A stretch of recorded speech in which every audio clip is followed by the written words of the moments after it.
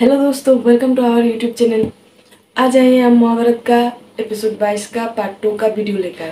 तो दोस्तों देरी न करते हुए चलिए शुरू करते हैं आज का वीडियो। प्रणाम प्रणाम प्रणाम, सम्राट को प्रणाम है जो सुख के धाम, राजमाता तात श्री मंत्रीगण के नाम। प्रणाम प्रणाम प्रणाम। धुंधुमाली मूर्ख के हृदय में प्रश्न अपार, प्रश्न प्रेत बन के मेरे सिर पे करते प्रहार। पूछो धुंधुमाली पूछो, क्या प्रश्न है? पूछो तो उत्तर दो। स्वामी है परदास भी, विश्राम भी, प्रवास भी, मुक्ति भी है, बंधन भी है, हृदय लगा रखे सभी। बताओ कौन है वो, बताओ बताओ। जीवन। अरे जीवन में विश्राम कहाँ है? पत्नी। उसमें मुक्ति कहाँ है? पुत्र। उत्तम, तादृशी अति उत्तम। अब दूसरा प्रश्न, क्या है ज्ञान से महान, रहे सदा जो एक समान, हार मानते हैं विद्वान, सब सुखों का एक स्थान। अरे बताओ बताओ बताओ, क्या है वो? कीर्तन। अनुभव। मूर्खता। नहीं नहीं, प्रेम। सभा में आनंद उत्सव चल रहा है।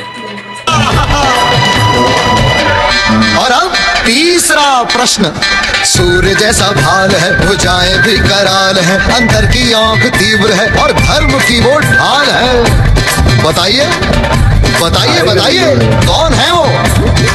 मेरे ज्येष्ठ भ्राता कुमार धृतराष्ट्र। खुश हो गया। महामंत्री उत्तम। और अब अंतिम प्रश्न, जो बूझे वो बुद्धिमान, चार उत्तरों में छुपा सुख का एक ज्ञान है। पूछो यदि तो मान लूं, स्वभाव ये बुद्धिमान है।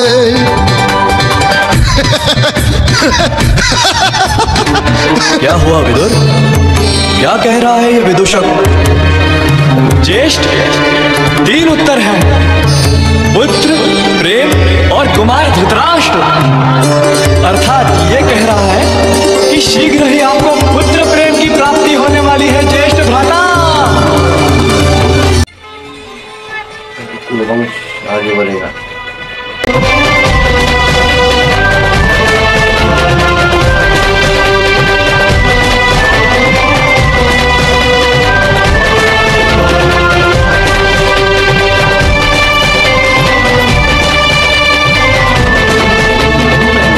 लोगों को तो पता नहीं है कि पांडु वहां पे कुछ खराब हो गया पांडु के हाथों से।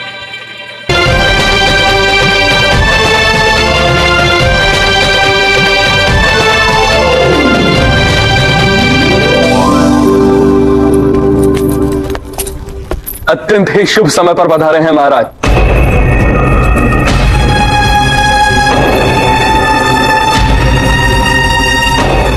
धन्यवाद राजमाता। आओ पांडु, समय का निर्माण देखो। हमारे कुल के शुभ समाचार में सहभागी होने के लिए तुम भी समय से पहले लौट आए। गांधारी गर्भवती है। पता नहीं है। नहीं पता नहीं। मैं तुझे श्राप देता हूं, यदि तू किसी स्त्री के साथ वैवाहिक संबंध स्थापित करेगा तो तेरी मृत्यु हो जाएगी।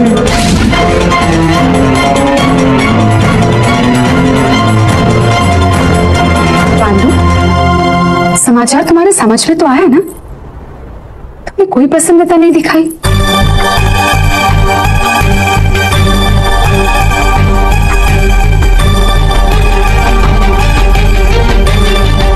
हाँ राजमाता, दुख की तरह बड़ा सुख भी कभी कभी मस्तिष्क को क्षण के लिए रोक लेता है। मेरा मन प्रसन्नता से भर गया है ज्येष्ठ भ्राता। आपको बहुत बहुत अभिनंदन ज्येष्ठ भ्राता।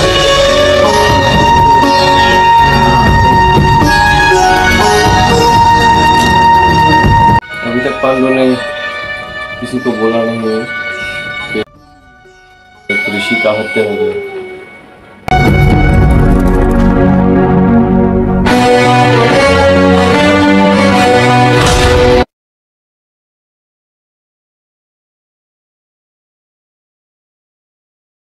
मेरे जैसा राजा अपनी प्रजा का क्या कल्याण करेगा दुष्ट?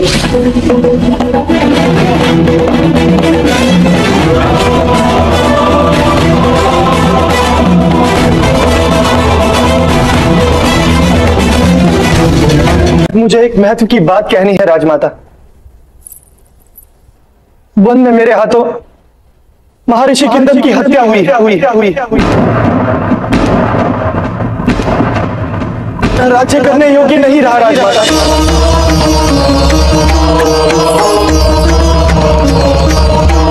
इसीलिए मैंने निर्णय किया है कि मैं इसी पल से हस्तिनापुर के सिंहासन का त्याग करता हूं। फैसला सुना दिया पांडु ने।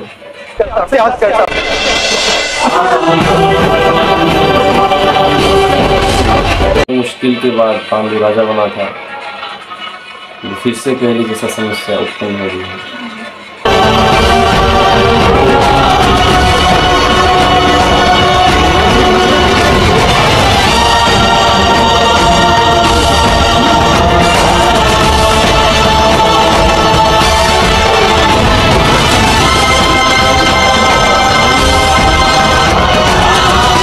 भीष्म आए हैं, शायद पांडु से बातचीत करेंगे, कुछ समझाएंगे।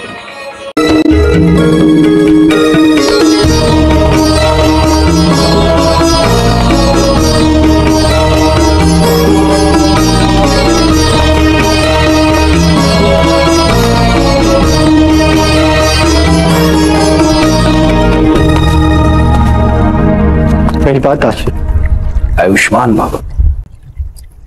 भगवान विष्णु ने 8 हाथियों को 8 दिशाओं में खड़े होकर आकाश, धरती और स्वर्ग, इन तीनों लोकों का भार उठाने का उत्तरदायित्व दिया है। जानते हो, ये उनके लिए बहुत ही बड़े सम्मान की बात है और ये उनका बंधन भी है। पांडु, विचार करो, यदि उन 8 दिग्गजों में से कोई एक हमारी तरह दुख और अवसाद से भरकर अपने उत्तरदायित्व को छोड़कर जाने का निर्णय करता है, तो क्या होगा? सारा संसार नष्ट हो जाएगा। नहीं ताश्री, भगवान विष्णु किसी अन्य प्राणी को त्रिलोक का भार उठाने का दायित्व देंगे। किसी एक के कारण संसार नष्ट नहीं होता,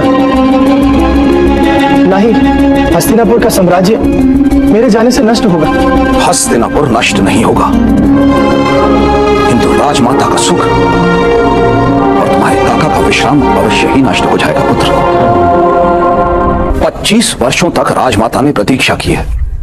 उनका अधिकार है ये देखने का कि हस्तिनापुर के राज सिंहासन पर एक योग्य राजा बैठा है। पर मैं योग्य नहीं रहा ताश्री, नहीं रहा मैं योग्य। मुझसे बहुत बड़ा अपराध हुआ है ताश्री। उस अपराध का निवारण भी तो कृपाचार्य और विदुर ने तुम्हें दिया है। शास्त्र का अध्ययन करो, शास्त्र यज्ञ करो, व्रत और उपवास करो।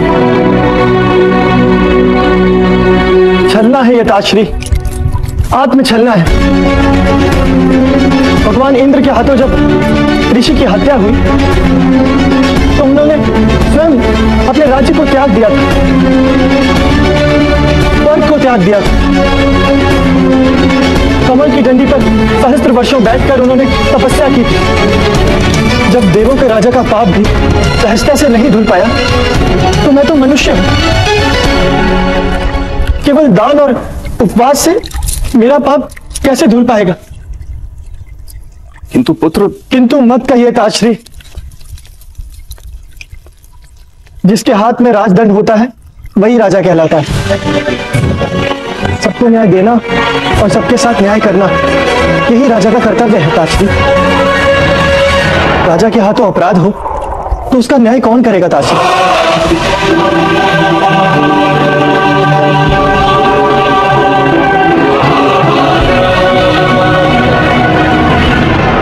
आज का वीडियो यही तक है।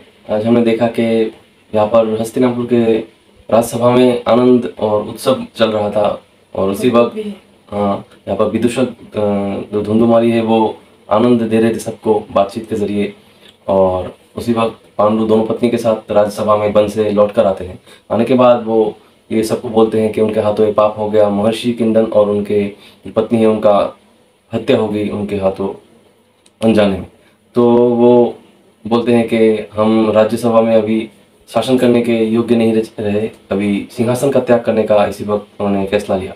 पर बाद में भीष्म जाकर पांडु को समझाने की कोशिश करते हैं कि तुम ऐसा मत करो, प्रायश्चित कर लो, पूजा पाठ कर लो तो हो जाएगा। पर पांडु मानने को राजी नहीं, बोल रहे भगवान इंद्र की और दूसरी कई उदाहरण दे रहे थे कि प्रायश्चित से क्या होगा, हमारा मन में अगर शांति नहीं है, हमको पता है कि हमसे पाप हुआ है। तो देखते हैं क्या होता है नेक्स्ट एपिसोड में। क्या असल में वो पूरी तरीके से सिंहासन का त्याग करते हैं और क्या परिस्थिति उत्पन्न होता है। तो इसके लिए आपको वीडियो पे बने रहना पड़ेगा। तो हमारे वीडियो को लाइक कीजिए, चैनल को सब्सक्राइब कीजिए, शेयर कीजिए। और तब तक के लिए चलते हैं। नमस्ते।